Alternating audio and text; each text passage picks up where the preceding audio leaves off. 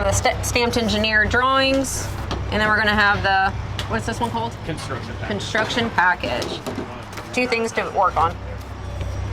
We're gonna keep these in the nice folder. Did you bring a folder from Colorado? No, this is Gary's. Oh, I was gonna say you're so prepared. So this is gonna be like our true corner, and then we're gonna go to those ones next for other width and then length. Okay. So we got 72 and an 8. Yep. 72 and 8. Very cool. Camera.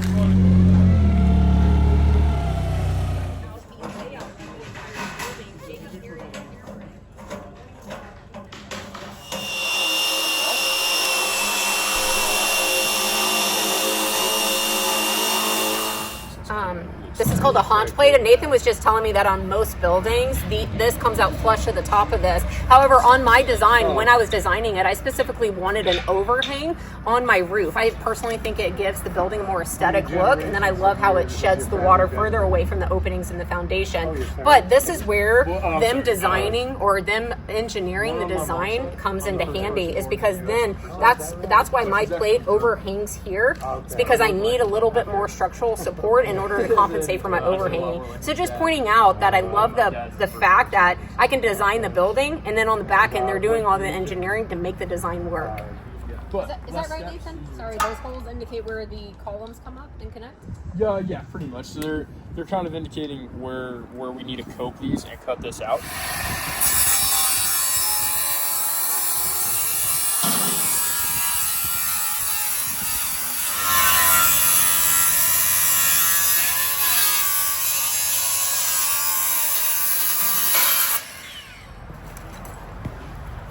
You see that? I'm just so incredibly strong. No, it's one of the advantages to cold form is it's dramatically lighter than red iron. Got it. Yeah, careful with that. Don't decapitate yourself. Going down?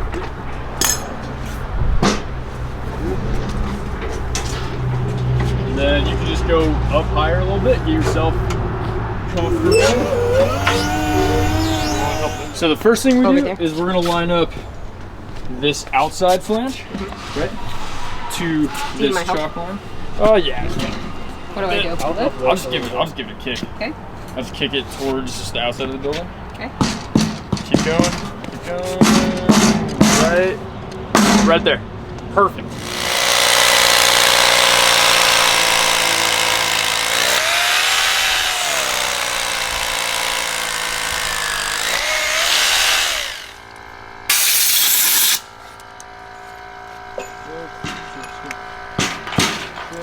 Ready for the bolt? Hit it.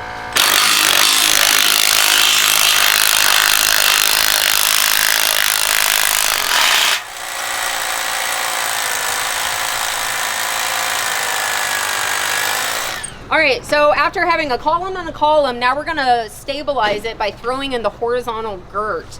If it was a windy day, we would also temporarily brace it with some ratchet straps. But since there's absolutely no wind, we're gonna throw in the girts and then repeat on all of the other sections. And it's gonna be the same process now for every single bay. Throw up the columns, throw in the girts. So Jacob first? Yeah, so we'll hit Jacob first. Just because he can fully tighten his since he's on the end.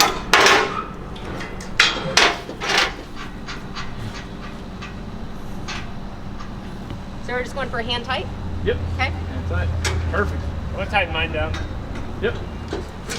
Thank you, Gary.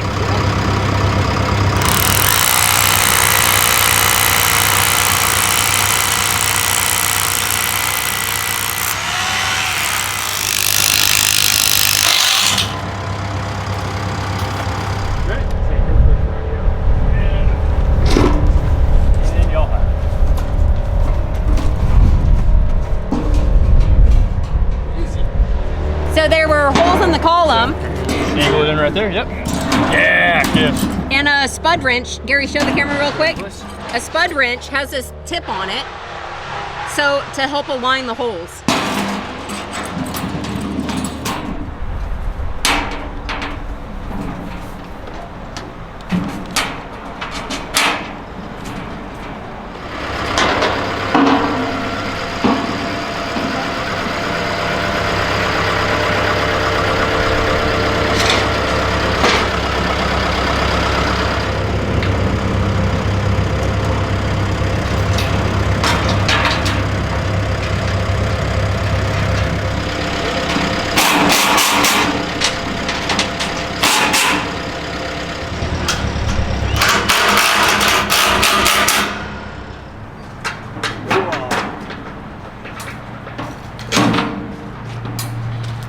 Cool. So this tip, Nathan here, instead of using like 2x4 bracing, which we typically do in wood, he uses really long ratchet straps for bracing instead. And this keeps all of the stabilizing bracing inside to where you don't have to take it off to do the sheathing. You want to do the sheathing and then take it off. Anyways, I feel like this is a really clever trick. But then the self-tapper here is to keep this from sliding up and down.